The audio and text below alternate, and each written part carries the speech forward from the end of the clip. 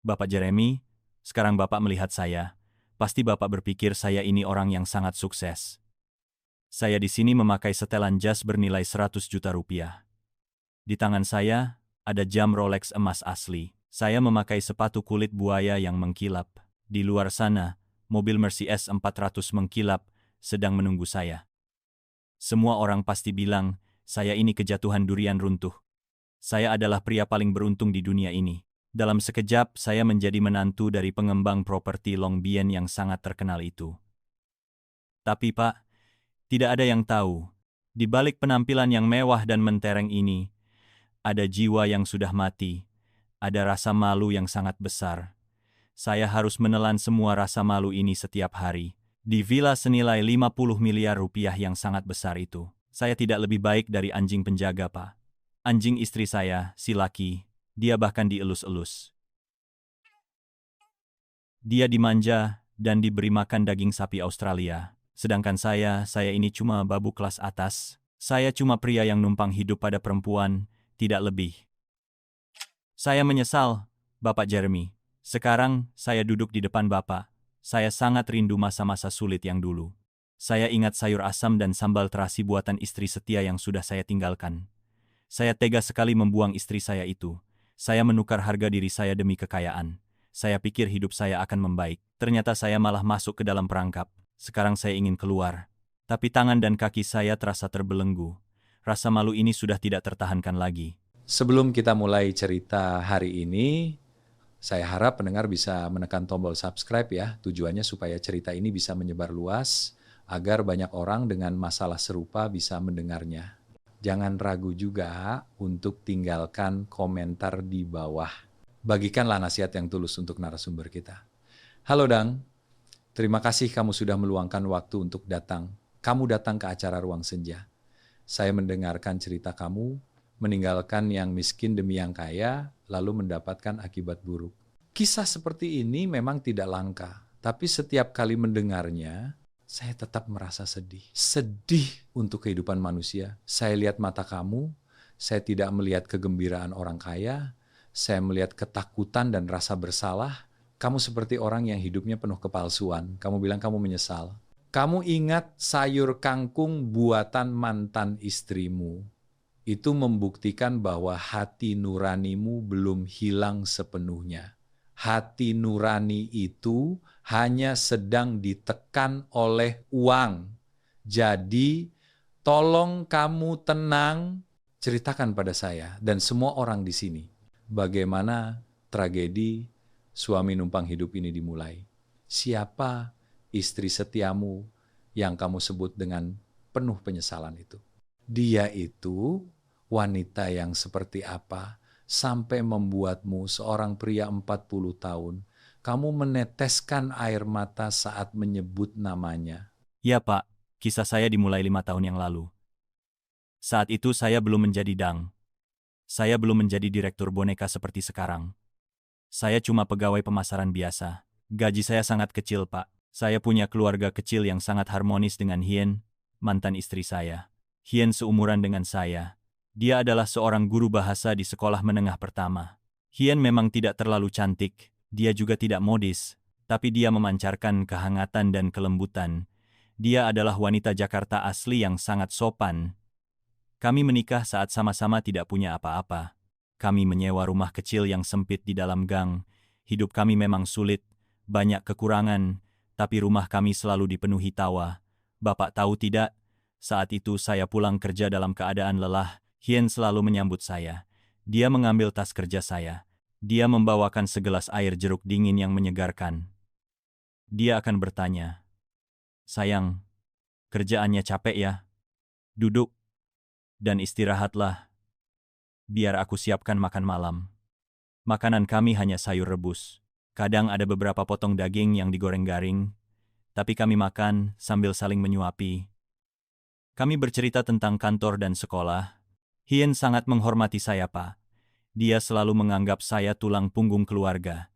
Dia menganggap saya fondasi yang kuat di rumah. Meskipun gaji saya kecil, dia tidak pernah mengeluh. Dia tidak pernah membandingkan saya dengan suami orang lain. Dia bilang, asal kita berdua sehati, Meskipun makan nasi dengan sayur, kita tetap bahagia, sayang. Saya pikir saya akan hidup damai seperti itu sampai tua. Tapi, seolah disesatkan oleh setan. Saya bertemu Fung, istri saya yang sekarang. Fung adalah pelanggan VIP di perusahaan saya. Usianya 35 tahun. Dia adalah putri kesayangan dari seorang konglomerat properti di Long Bien. Fung sangat berbeda dari Hien. Dia modis dan suka berfoya-foya. Dia menghabiskan uang seperti air. Dia juga sangat sombong, Pak. Fung tertarik pada saya. Karena saya berpenampilan lumayan, tinggi, dan pandai berbicara. Dia aktif mendekati saya. Dia memberi saya hadiah mahal. Hadiah yang tidak mungkin saya beli dengan gaji 1 tahun. Awalnya saya malu, saya juga sempat menolak. Tapi kemewahan dunia kelas atas itu perlahan-lahan merasuk ke dalam diri saya. Itu membuat mata saya silau. Feng berkata, "Coba lihat dirimu, sayang. Sudah 40 tahun masih naik motor tua. Masih tinggal di rumah sewaan yang bocor. Sampai kapan kamu mau membuat istri dan anakmu susah? Ceraikan istrimu dan menikahlah denganku. Aku akan bilang ke ayahku untuk menjadikanmu direktur cabang. Rumah mewah, mobil mewah, dan keliling Eropa seperti ke pasar. Kamu hanya perlu mengangguk, hidupmu akan berubah total." Kata-kata itu seperti madu di telinga saya. Kata-kata itu membangkitkan iblis serakah di hati saya. Saya melihat kembali rumah yang lembab itu. Saya melihat makanan sederhana yang disiapkan Hien. Tiba-tiba saya merasa muak dan tertekan. Saya membandingkan Hien dengan Feng. Satu sisi adalah guru miskin yang membosankan. Sisi lain adalah nona muda yang mewah dan berkuasa. Lalu saya membuat keputusan terburuk dalam hidup saya. Godaan uang dan kekuasaan memang racun manis. Racun itu bisa membutakan mata pria. Bahkan pria yang kelihatannya paling teguh sekalipun. Saya sudah dikalahkan oleh kemewahan yang fana itu. Saya mulai melihat istri setia saya dengan mata yang praktis. Itulah benih-benih pengkhianatan. Tapi Dang, ada jarak yang jauh antara goyah dan bertindak. Tidak mudah meninggalkan istri yang sudah bersamamu selama 10 tahun masa muda. Bagaimana caramu membuka jalan untuk menikahi nona muda itu? Bagaimana kamu memperlakukan Hien di hari-hari terakhir itu? Saya ingin mendengar kebenaran, meskipun itu kejam, supaya kamu bisa melihat dengan jelas dosa yang sedang kamu tanggung. Saya bertingkah seperti bajingan, Pak. Ketika saya sudah bertekad untuk mengejar Fung, saya pulang ke rumah dan mencari masalah dengan Hien. Saya mencela dia habis-habisan, mulai dari cara dia berpakaian yang tidak rapi, sampai masakannya yang tidak sesuai selera saya. Saya mencari alasan untuk pulang pagi dan pergi malam. Saya tidak memberikan gaji saya padanya lagi. Saya menahan uang itu untuk membeli pakaian bagus dan pergi dengan Fung. Lalu hari naas itu pun tiba. Saya menulis surat cerai. Sudah saya tanda tangani, lalu saya lemparkan ke meja di depan Hien. Saya bilang dengan dingin, "Kita cerai saja. Saya muak dengan hidup yang miskin ini. Kamu tidak bisa memberikan masa depan untuk saya. Saya sudah menemukan orang lain yang kaya. Dia bisa membantu saya mengubah hidup. Tanda tangani saja biar kita tidak punya utang apa-apa lagi." Hien mengambil surat itu. Tangannya gemetar. Dia tidak percaya dengan apa yang dia dengar. Dia menangis, Pak. Dia berlutut memeluk kaki saya sambil memohon. "Sayang, kita sudah hidup bersama 10 tahun. Kalau ada yang salah, katakan saja, biar aku perbaiki. Kenapa kamu tega meninggalkan aku dan anak kita? Aku tidak butuh kekayaan. Aku hanya butuh keluarga kita utuh. Jangan pergi, sayang." Tapi saat itu saya seperti kerasukan setan. Saya menepis dia dan membentak. "Lepaskan saya, jangan banyak bicara lagi. Cinta itu tidak bisa diuangkan. Saya sudah memutuskan. Jangan menghalangi saya lagi, itu sia-sia." Saya cepat-cepat mengambil beberapa potong baju. Saya meninggalkan Hien, yang tergeletak menangis di lantai yang dingin. Lalu saya masuk ke mobil mewah yang dikemudikan Feng untuk menjemput saya. Saya langsung pergi. Saya tidak menoleh ke belakang sama sekali. Saya pikir, saya baru saja melarikan diri dari penjara. Saya pikir saya akan terbang ke surga. Saya dengan gembira pindah ke villa di Long Bien. Saya bersiap untuk pernikahan mewah dengan Feng. Saya tidak menyangka, pintu villa itu bukan pintu surga. Pintu itu adalah gerbang neraka dunia yang menunggu saya. Saya mendengar kamu menceritakan adegan itu. saat kamu menepis istrimu yang sedang berlutut memohon. Jujur, saya merinding. Kekejaman dan keputusasaan itu datang dari ketamakan yang tidak ada habisnya. Kamu membuang kasih sayang istri setiamu. Kamu membuangnya seperti membuang sepasang sepatu bekas. Semakin Hen menahanmu, semakin kamu melihatnya sebagai beban. Beban yang menghalangi jalanmu menuju kekayaan dan kemuliaan. Lalu kamu mencapai tujuanmu. Kamu menikahi Feng dan masuk ke lingkaran orang kaya, tapi orang tua bilang, kekayaan yang tidak dihasilkan sendiri, harganya adalah kebebasan dan harga diri. Kapan kamu merasakannya? Tepat setelah pernikahan, atau bahkan saat malam pertama. Hadiah apa yang kamu terima dari istrimu yang konglomerat itu? Hadiah yang membuatmu menyadari statusmu sebagai suami numpang hidup. Tepat di malam pertama, Pak. Di malam yang seharusnya paling manis. Saya malah mendapatkan air dingin yang sangat beku. Pernikahan sudah selesai. Semua tamu sudah pulang. Saya sangat lelah. Saya berniat naik ke tempat tidur untuk istirahat. Lalu Fuang masuk. Dia tidak lagi bersikap manja atau manis. Seperti saat dia merayu saya. Dia melihat saya dengan sebelah mata. Nadanya dingin dan dia memberi perintah. Kamu pergi mandi dan bersihkan dirimu. Aku tidak tahan dengan bau alkohol. Dengar ya, aku beritahu aturannya di rumah ini. Kamu ini dari kampung. Menikah denganku adalah keberuntungan 70 turunan keluargamu.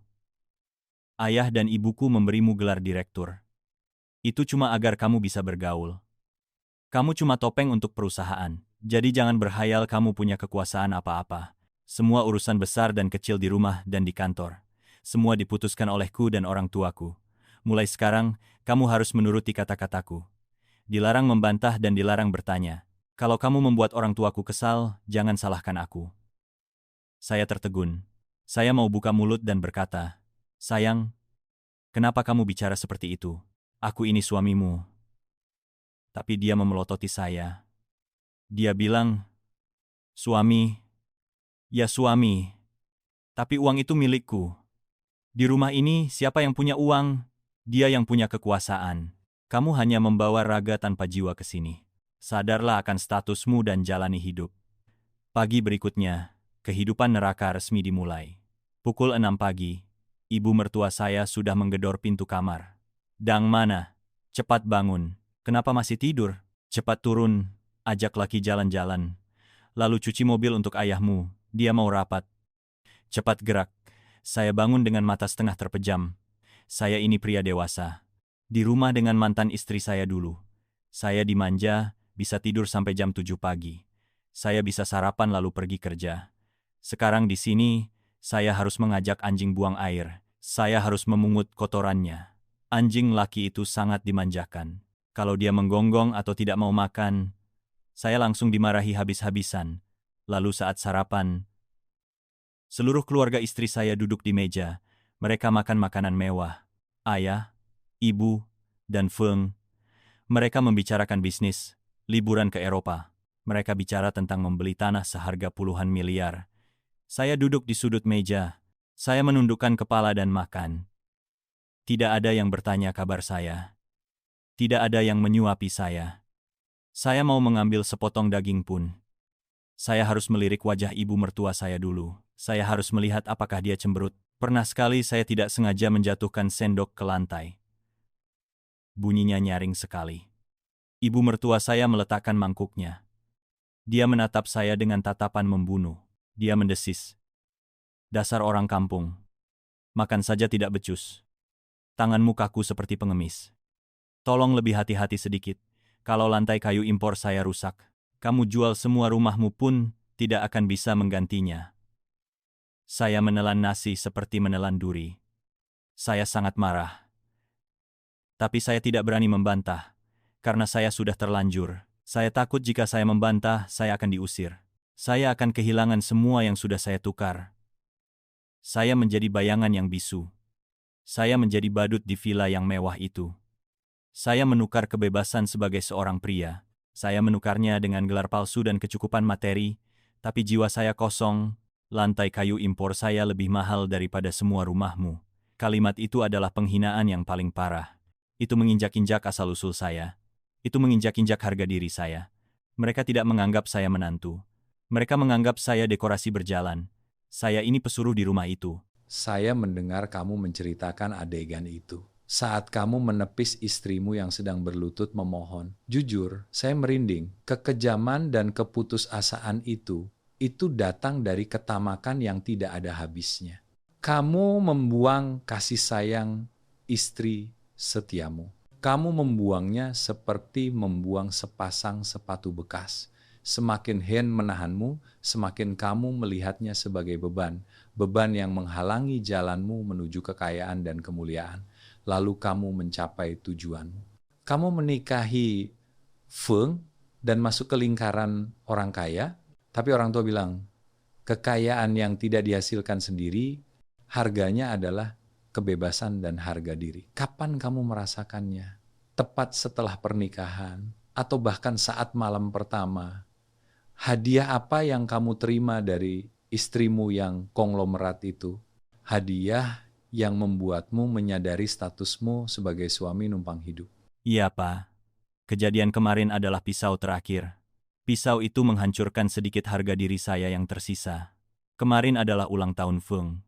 Dia mengadakan pesta besar. Dia mengundang semua teman kelas atasnya.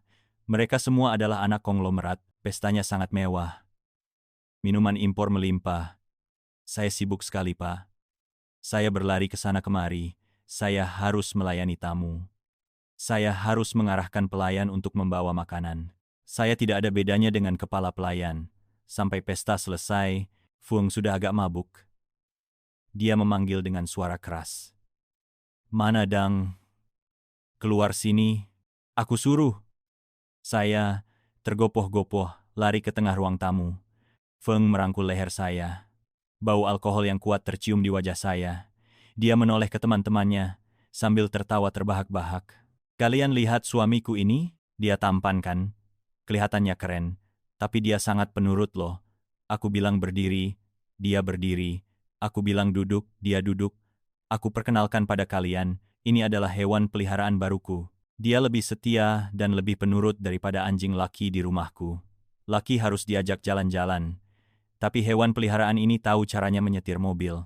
Dia tahu caranya memijat kakiku setiap malam." Semua temannya tertawa. Mereka bertepuk tangan riuh. Ada juga yang menimpali, "Wah, kamu yang paling enak ya. Berapa harga hewan peliharaan semewah ini, Feng? Aku juga mau beli satu untuk meramaikan rumah." Saya berdiri terpaku di tengah ruangan. Wajah saya panas seperti terbakar. Saya merasa puluhan pasang mata menatap saya. Mereka menatap saya seperti melihat makhluk aneh. Saya ini tontonan murahan, saya suaminya, saya laki-laki. Tapi istri saya menganggap saya tidak lebih dari seekor binatang. Saya ingin menghilang, saya ingin lari dan bersembunyi. Tapi kaki saya terasa lengket di lantai. Saya tidak bisa bergerak. Saya takut kalau saya pergi, Feng akan membuat keributan. Saya takut mertua saya akan memaki-maki. Saat itu, tiba-tiba muncul bayangan Hien di kepala saya. Dulu, setiap kali ada teman datang, Hien selalu memperkenalkan saya dengan penuh hormat. Tapi di sini, saya cuma mainan. Saya cuma hiburan untuk istri saya. Saya sadar saya sudah kehilangan segalanya. Bapak Jeremy, saya punya uang istri saya. Saya punya mobil istri saya. Saya punya rumah istri saya. Tapi saya kehilangan diri saya sendiri. Saya hidup tersiksa. Seperti raga tanpa jiwa. Saya sangat merindukan Hien. Saya ingin membuang semua ini. Saya mau lari kembali ke Hien. Saya mau berlutut meminta maaf padanya. Tapi saya takut, Dang. Hidup dalam keadaan suami numpang hidup, kamu dihina dan direndahkan setiap hari. Pasti mental kamu sangat tertekan. Tapi puncak dari rasa malu itu titik air yang membuat gelas meluap. Apakah itu kejadian di pesta kemarin malam? Kejadian yang membuatmu datang ke acara ini. Kamu sudah menceritakan secara singkat, tapi saya ingin kamu menceritakan dengan lebih jelas. Momen saat istrimu yang tidur di sampingmu.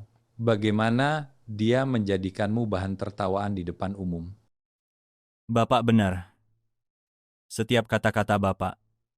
Saya ini cuma penjaga harta, Pak.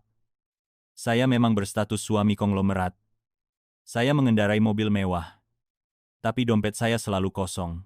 Kartu bank saya adalah kartu tambahan. Semua diatur oleh istri saya. Setiap kali saya gesek kartu untuk membeli sesuatu, ada pesan masuk ke ponselnya. Saya mau beli sebungkus rokok atau secangkir kopi. Saya harus menadahkan tangan meminta uang kepada istri saya. Suatu kali saya minta 5 juta rupiah kepadanya. Uang itu mau saya kirim untuk orang tua saya di kampung. Rumah mereka bocor dan butuh perbaikan. Bapak tahu apa jawabannya? Dia melemparkan uang itu ke lantai. Dia bilang, "Ambil uang ini dan bawa ke sarang tikus keluargamu. Bilang ke orang tuamu, uang ini adalah sedekah dari saya, karena anak mereka yang tidak berguna ini tidak punya uang." Saya bawa uang itu ke kampung. Saya tidak berani jujur pada orang tua saya. Saya hanya berani bilang saya sukses dalam bisnis. Orang tua saya menerima uang itu sambil berkaca-kaca. Mereka bilang, "Ibu dan bapak sangat bangga padamu." Mereka tidak tahu anak laki-laki mereka sedang menjual kehormatan. Dia menjual kehormatan demi beberapa lembar uang receh itu. Lalu tentang apakah dia mencintai saya? Saya rasa tidak, Pak. Dia hanya mencintai penampilan luar saya. Dia hanya mencintai perasaan memiliki pria. Pria yang gagah. Pria yang dia rebut dari tangan orang lain. Dia suka cemburu yang tidak wajar. Dia mengontrol ponsel saya 24 jam. Tapi dia sendiri hidup bebas. Seringkali, dia pulang larut malam setelah pesta. Dia mabuk. Di lehernya, bahkan ada bekas lipstik orang lain. Saya bertanya. Dia membentak. "Saya sedang bergaul untuk bisnis. Jangan ikut campur. Tugasmu sebagai suami ya urus rumah." Saya tahu dia punya hubungan gelap di luar, dengan konglomerat lain atau dengan pria yang lebih muda. Tapi saya tidak berani cemburu. Saya punya hak apa untuk cemburu? Saya cuma boneka di lemari kaca. Bagaimana mungkin saya berani berpendapat pada majikan, hidup dalam keadaan suami istri yang tidak sehati? Saya dihina, saya diduakan secara terang-terangan seperti ini. Saya merasa sangat rendah. Semakin saya merasa rendah, semakin saya merindukan Hien. Hien tidak pernah membiarkan saya kekurangan kasih sayang. Dia tidak pernah membiarkan saya menundukkan kepala di depan siapapun. Saya dengar kamu cerita soal pesta ulang tahun kemarin. Tenggorokan saya terasa tercekat. Seorang pria 40 tahun yang kuat, dia dipanggil hewan peliharaan oleh istrinya sendiri. Di depan banyak orang, dia dijadikan bahan tertawaan untuk teman-teman yang mabuk. Memang tidak ada yang lebih memalukan dari itu. Tapi kamu harus tahu, saya harus mengatakan ini dengan terus terang. Ini bukan salah bicara dari Fuang. Ini adalah sifat sejati dari hubungan kalian. Sejak awal kamu mengangguk, sejak kamu setuju meninggalkan istrimu, sejak kamu mengejar dia, kamu sudah menentukan harga dirimu sendiri. Kamu bukan suami atau teman hidup yang bisa dia sandari. Kamu adalah barang, kamu adalah perhiasan tampan. Dia menggunakan uang untuk membelimu. Dia memajangmu di lemari kaca miliknya yang mewah. Dia menganggapmu hewan peliharaan, karena hewan peliharaan hanya perlu penurut. Dia harus tampan dan harus patuh mutlak pada majikannya. Kalau dia senang, dia akan membelaimu. Dia akan memberimu makan enak dan pakaian mahal. Kalau dia sedih atau kalau dia sedang mabuk, dia berhak menyeretmu keluar. Dia berhak mencaci maki atau bahkan menendangmu untuk melampiaskan amarah. Kamu hidup di dalam sangkar emas. Kamu makan makanan mewah, tapi kamu kehilangan hal yang paling berharga sebagai manusia, yaitu hak untuk dihormati. Kamu bilang kamu takut kehilangan kekayaan ini. Saya tanya jujur, apakah kekayaan itu benar-benar milikmu? Atau kamu hanya penjaga harta? Kamu hanya orang yang disuruh menghabiskan uang, kapan saja dia bisa mengambil semuanya kembali. Dia bisa mengusirmu ke jalanan dengan tangan kosong. Sama seperti saat kamu datang dulu. Ya, Pak. Saya tetap mengikuti Hien secara diam-diam selama beberapa tahun ini. Meskipun saya sudah memblokir nomornya, saya sudah memutuskan komunikasi, tapi saat saya paling kesepian di villa yang dingin ini, saya membuat akun palsu di Facebook. Saya masuk untuk melihat halaman pribadinya. Setelah saya pergi, Hien sempat terpuruk dalam waktu yang lama. Saya melihat dia menjadi sangat kurus. Matanya selalu sedih. Dia harus membesarkan anak laki-laki kami sendirian. Anak kami baru berusia 3 tahun saat saya pergi. Dia harus melakukan banyak pekerjaan tambahan. Siang hari dia mengajar. Malam dia menerima jahitan di rumah. Dia juga memberikan les privat sampai larut malam. Sekitar sebulan yang lalu, saya sangat merindukan anak saya. Saya tidak tahan. Saya memarkir mobil saya dari jauh. Saya melihat melalui jendela. Saya melihat ibu dan anak itu sedang makan malam. Makanan mereka masih sederhana seperti dulu. Ada sayur rebus, semangkuk sup, dan beberapa telur dadar. Tapi Pak, suasana di sana sangat hangat. Anak saya sekarang sudah besar. Dia makan sambil bercerita tanpa henti. Tangannya bergerak-gerak. Hien duduk di sampingnya. Dia menyuapi anak kami. Dia tersenyum lembut. Matanya berkilauan penuh kebahagiaan. Tidak ada makian. Tidak ada penghinaan. Hanya ada cinta yang melimpah di rumah kecil itu. Saya melihat adegan itu. Air mata saya mengalir. Air mata itu membasahi setir mobil. Saya menyadari, meskipun kekurangan materi, Hien dan anak saya sangat bahagia. Kebahagiaan sederhana yang sudah saya hilangkan selamanya. Saya punya miliaran uang di tangan, tapi saya mendambakan duduk di meja makan sederhana itu. Saya rindu mendengar anak saya memanggil, "Ayah." Saya rindu disuapi sepotong telur dadar oleh Hien. Saat itu saya berniat membuka pintu mobil dan berlari masuk. Saya mau berlutut dan meminta maaf kepada mereka. Tapi saya melihat ke bawah, melihat pakaian branded yang saya pakai. Saya melihat mobil mewah yang saya kendarai, padahal itu mobil istri saya. Saya merasa sangat kotor. Saya merasa tidak pantas masuk ke dunia yang murni itu. Saya takut kehadiran saya akan merusak kedamaian. Kedamaian yang sudah susah payah dibangun Hien. Saya takut anak saya akan menatap saya dengan pandangan asing, atau bahkan membenci saya. Akhirnya, saya pengecut. Saya memutar mobil dan melarikan diri. Jadi kamu sudah melihat sifat asli dari pernikahan yang seperti transaksi ini. Dia membelimu bukan untuk dicintai. Dia membelimu untuk memuaskan nafsu kepemilikannya. Dia ingin mengisi kekosongan hatinya. Apa yang akan terjadi padamu saat mainan itu sudah usang? Atau saat dia menemukan mainan baru yang lebih menarik, kamu pasti sudah menduga. Ditendang keluar adalah hal yang cepat atau lambat akan terjadi. Dan kamu sering menyebut Hien. Kamu bilang kamu sangat merindukannya. Tapi Dang, apakah kerinduan itu adalah penyesalan yang nyata? Atau itu hanya psikologi ikan yang hilang adalah ikan yang besar? Apakah karena sekarang kamu menderita? Apakah karena kamu disiksa orang lain? Sehingga kamu merindukan tempat berlindung yang damai itu. Kamu ingin lari dari kenyataan? Dan yang lebih penting, kamu sudah pergi 5 tahun. 5 tahun adalah waktu yang cukup lama. Banyak hal yang bisa berubah. Apakah kamu tahu bagaimana Hien hidup sekarang?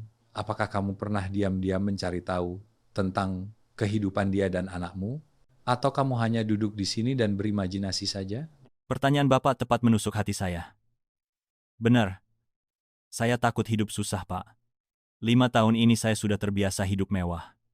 Terbiasa naik mobil ber-AC. Terbiasa makan di restoran bintang 5. Sekarang saya disuruh bekerja lagi. Gaji 5-7 juta rupiah. Naik motor, menghirup debu. Makan nasi kotak. Saya takut saya tidak akan tahan. Rasa malas dan keenakan itu sudah mendarah daging. Selain itu saya juga takut balasan dendam keluarga istri saya. Keluarga mereka sangat berkuasa, Pak. Kalau saya mengajukan cerai sepihak dan pergi, mereka tidak akan tinggal diam. Mereka akan meminta kembali semua yang sudah mereka berikan.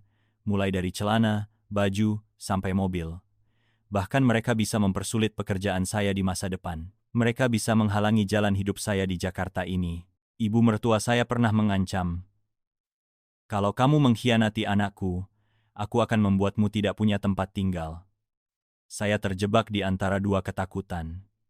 Takut hidup malu dan takut hidup susah. Saya ini terlalu tamak ya, Pak. Saya ingin kembali pada Hien. Tapi saya tidak mau tangan kosong. Saya terus menunda. Saya berharap bisa mengumpulkan cukup uang. Uang gelap dari keluarga istri saya. Baru setelah itu saya akan melarikan diri diam-diam. Tapi istri saya mengelola semuanya dengan ketat. Saya tidak bisa menyentuh apa-apa. Saya buntu, Pak. Apa yang harus saya lakukan? Bagaimana caranya saya keluar dari sangkar emas ini dengan aman? dan masih punya sedikit modal untuk memulai hidup lagi. Saya mendengar kamu bicara. Saya merasa kamu masih sangat polos. Kamu sedang menawar nasibmu. Kamu ingin bebas. Kamu ingin menjadi orang yang bermartabat. Tapi kamu tidak mau melepaskan mangkuk nasi penuh daging itu.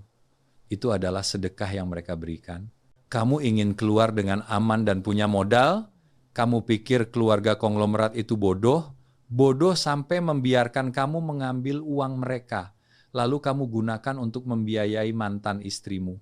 Atau kamu gunakan untuk membangun karier pribadi untuk melawan mereka. Itu tidak akan pernah terjadi. Kamu harus melihat kenyataan ini. Harga kebebasan selalu mahal. Itu dibayar dengan ketidakpastian, dibayar dengan keringat, bahkan dibayar dengan kemiskinan di awal. Tapi sebagai gantinya kamu bisa tidur nyenyak, kamu bisa berjalan dengan kepala tegak. Kamu bilang, kamu takut keluarga istrimu membalas dendam. Kamu takut jalan hidupmu dihalangi. Saya tanya jujur, mereka itu siapa? Apakah mereka bisa merenggut nyawamu? Atau mereka hanya bisa merenggut hal-hal fana, hal-hal yang sudah mereka berikan padamu, kamu takut pada mereka.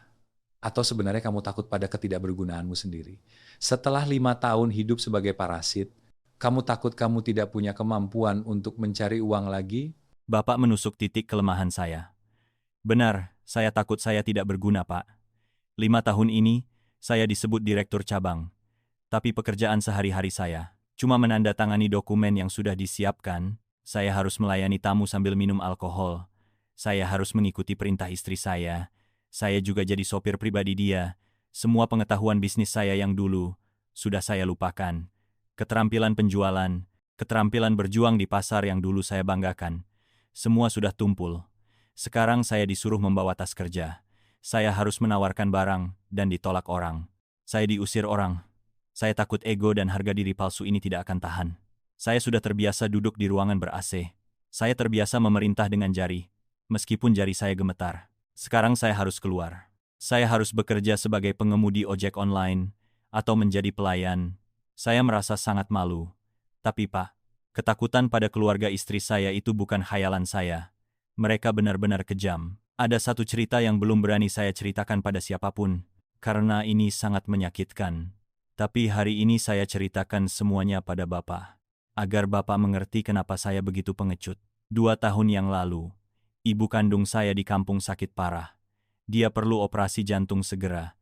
Biayanya sekitar 100 juta rupiah. Saat itu saya panik. Saya bertanya dan meminjam uang pada Feng. Feng berkata dengan dingin, uangnya semua sudah ditanam dalam bentuk tanah. Dia tidak punya uang tunai. Saya memohon-mohon. Tapi dia tidak mau. Saya nekat menjual diam-diam jam tangan yang diberikan Feng saat pernikahan. Jam tangan itu harganya lebih dari 200 juta rupiah. Saya menjualnya untuk dikirim ke kampung. Uang itu untuk menyelamatkan ibu saya. Saya pikir saya bisa menyembunyikannya. Tapi 3 hari kemudian Feng mengetahuinya. Dia tidak langsung memarahi saya. Dia melakukan hal yang jauh lebih mengerikan. Dia menelepon langsung ayah saya di kampung. Dia menyalakan loudspeaker agar saya mendengarnya. Dia berkata begini pada ayah saya. Ayah, saya pikir keluarga kita itu terhormat. Ternyata isinya cuma pencuri. Dang berani mencuri barang milik saya dan menjualnya. Saya beritahu ya, saya sudah menanggung hidupnya selama 5 tahun. Saya memberinya kehidupan mewah. Tapi dia berani menggigit saya. Ajari anak ayah itu. Suruh dia segera mengembalikan uang saya. Kalau tidak, saya akan lapor polisi. Dia akan membusuk di penjara. Ayah dan ibu jangan pura-pura sakit untuk memeras uang suami saya lagi. Trik itu sudah basi. Ayah saya selesai mendengar. Dia langsung pingsan karena serangan darah tinggi. Dia hampir menyusul ibu saya. Setelah itu, ayah saya harus menjual cepat kebunnya di kampung. Dia meminjam uang dari mana-mana. Dia mengirim kembali uang itu sepenuhnya pada Fuang, disertai pesan yang pahit. Keluarga kami tidak beruntung punya anak seperti kamu. Mulai sekarang jangan tunjukkan wajahmu di rumah ini lagi. Kami tidak berani menerima uang dari konglomerat. Sejak hari itu, saya kehilangan jalan pulang ke kampung. Saya menjadi anak durhaka. Saya dikucilkan oleh orang tua saya. Sementara Fung merasa puas. Dia bilang itu adalah pelajaran untuk saya. Saya sangat takut pada wanita itu, Pak. Dia memegang kendali. Dia tahu titik lemah saya adalah keluarga dan harga diri. Kalau sekarang saya minta cerai, dia akan membongkar cerita saya mencuri dulu. Dia akan menambahi semua jenis kejahatan palsu lainnya. Bagaimana saya bisa hidup di masyarakat ini lagi? Ya Tuhan, saya tidak percaya.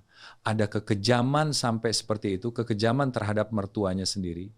Dia tidak hanya menghina kamu, dia juga menginjak-injak orang tuamu yang sudah tua dan sakit-sakitan di kampung. Tindakan menelepon untuk menagih uang dan menghina ayah mertuanya, itu adalah tindakan yang paling durhaka dan tidak bermoral. Dan kamu, Dang, saya harus menyalahkanmu. Kenapa saat itu kamu tidak berdiri? Kenapa kamu membiarkan istrimu menghina ayahmu seperti itu? Tapi kamu tetap menerima dan terus hidup bersamanya. Kamu menjual jam tangan untuk menyelamatkan ibumu. Secara hukum itu salah karena mencuri. Tapi secara moral bisa dimengerti. Tapi kamu membiarkan orang tuamu yang sudah tua menjual kebun, mereka harus membayar utang untukmu. Sementara kamu tetap tinggal di villa itu, kamu tetap menjadi hewan peliharaan bagi musuh keluargamu. Itu adalah kepengecutan yang tidak bisa dimaafkan. Kamu sudah dimanipulasi mentalnya sepenuhnya oleh dia. Dia menggunakan rasa bersalah untuk mengikatmu. Dia membuatmu percaya bahwa kamu adalah pencuri, kamu adalah pendosa, kamu harus patuh padanya untuk menebus kesalahan. Tapi kenyataannya kamu sudah membayar terlalu mahal. Orang tuamu sudah mengembalikan uangnya kan? Kamu takut dia mempermalukanmu. Coba kamu pikir, sekarang di mata orang tuamu, kamu sudah menjadi anak durhaka. Di mata teman-temannya, kamu sudah menjadi hewan peliharaan. Harga diri apalagi yang kamu takuti hilang? Apa yang sedang kamu pertahankan? Hanya cangkang kemewahan yang kosong itu. Dengar, kalau kamu tidak keluar sekarang, sampai orang tuamu meninggal, kamu juga tidak akan diizinkan pulang untuk berduka. Saat itu, kamu baru benar-benar kehilangan segalanya. Kamu kehilangan mantan istri dan anak. Kamu kehilangan orang tua kandung. Dan kamu kehilangan dirimu sendiri. Bapak benar sekali. Saya memang pengecut. Saya anak yang durhaka. 5 tahun ini saya tidak berani pulang ke kampung. Saya cuma berani mengirim hadiah lewat pos. Tapi semua dikembalikan oleh ayah saya. Saya rindu orang tua saya. Saya rindu kampung halaman. Tapi saya tidak berani pulang. Saya takut menghadapi penghinaan dari sanak saudara. Bapak bertanya apa yang saya pertahankan. Saya tidak punya apa-apa lagi. Saya hanya punya ketakutan yang menyelubungi saya. Tapi mendengar Bapak bicara tentang tidak bisa berduka untuk orang tua, saya merinding. Orang tua saya sudah di atas 70 tahun. Mereka sering sakit. Kalau saya terus begini, saya akan menyesal seumur hidup. Tapi, Pak, jalan keluarnya secara konkret bagaimana? Saya harus mulai dari mana? Surat cerai bisa saya tulis. Tapi kapan saya memberikannya pada dia? Apakah saya harus melarikan diri di malam hari? Atau saya berbicara secara terang-terangan? Kalau saya bicara, dia pasti akan mengancam. Dia akan membawa-bawa nama orang tua saya dan memaki-maki. Saya takut saya akan lemah lagi. Saya takut saya akan takut dan mundur. Saya butuh pelampung untuk berpegangan. Saya butuh rencana yang sangat rinci, supaya dia tidak bisa mengalahkan saya lagi. Untuk keluar dari penjara ini, kamu tidak bisa lagi menggunakan cara melarikan diri diam-diam seperti pencuri. Kamu sudah mencoba menjual jam tangan diam-diam dan gagal. Kali ini kamu harus keluar melalui pintu utama. Kamu harus keluar dengan kepala tegak. Sebagai seorang pria yang berani bertanggung jawab. Rencana saya untukmu terdiri dari 3 langkah. Pertama, tinggalkan materi. Kedua, hadapi secara gentle. Ketiga, kembali ke asal-usul. Langkah pertama, mulai besok atau setelah pembicaraan ini, ketika kamu pulang, kemaslah barang-barang yang benar-benar milikmu dari dulu, beberapa potong pakaian lama, dokumen pribadi, ijazah. Sama sekali jangan bawa apapun yang dibelikan istrimu. Tidak boleh jam tangan, tidak boleh ponsel mahal, tidak boleh baju branded. Tinggalkan juga kunci mobil dan kunci rumah. Kumpulkan semuanya dengan rapi di atas meja, sertakan surat cerai yang sudah kamu tanda tangani. Tindakan ini adalah sebuah deklarasi. Saya pergi dengan tangan kosong, saya tidak berutang apa-apa lagi padamu. Langkah kedua, hadapi dia. Jangan menunggu dia pulang dalam keadaan mabuk baru kamu bicara. Pilihlah saat dia paling sadar. Atau tinggalkan surat tulisan tangan yang sangat panjang. Ini jika kamu takut untuk menghadapinya langsung. Dalam surat itu, jangan menyalahkan atau memaki.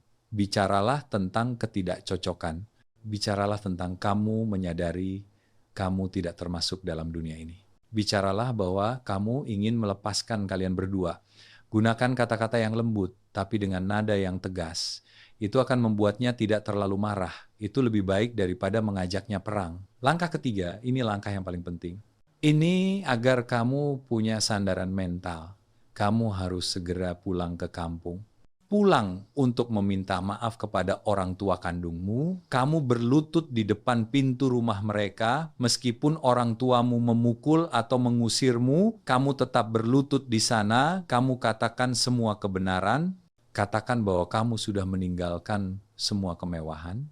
Kamu pulang untuk menjadi anak mereka lagi. Ikatan ibu dan anak itu sangat suci. Dan orang tuamu marah. Mereka marah karena kamu tamak. Mereka marah karena kamu membiarkan orang menghina keluarga. Tapi ketika mereka melihat anak laki-laki mereka kembali dengan tangan kosong, ketika mereka melihat penyesalan yang nyata, tidak ada orang tua yang tega mengusir. Ketika kamu diampuni orang tuamu, kamu akan punya pijakan yang kokoh. Kamu bisa memulai hidupmu lagi. Bagaimana menurutmu?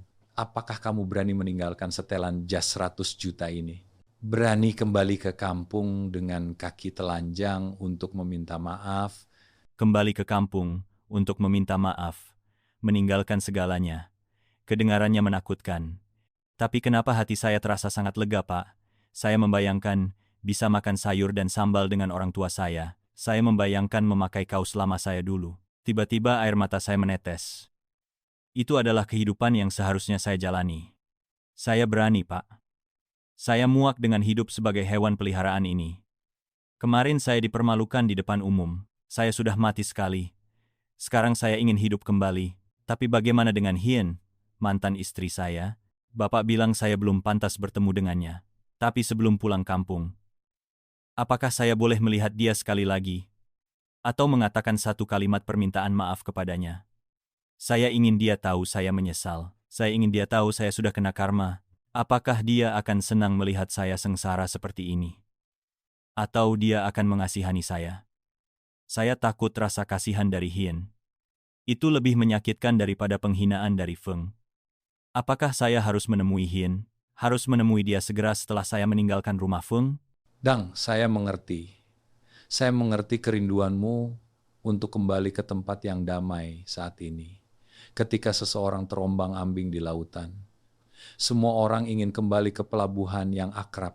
Mereka ingin berlabuh dan diobati lukanya. Hien adalah pelabuhan itu dalam ingatanmu. Tapi kamu harus tenang dan dengarkan ini. Ini mungkin terasa kejam, tapi ini adalah kebenasan. Kamu sama sekali tidak boleh menemui dia.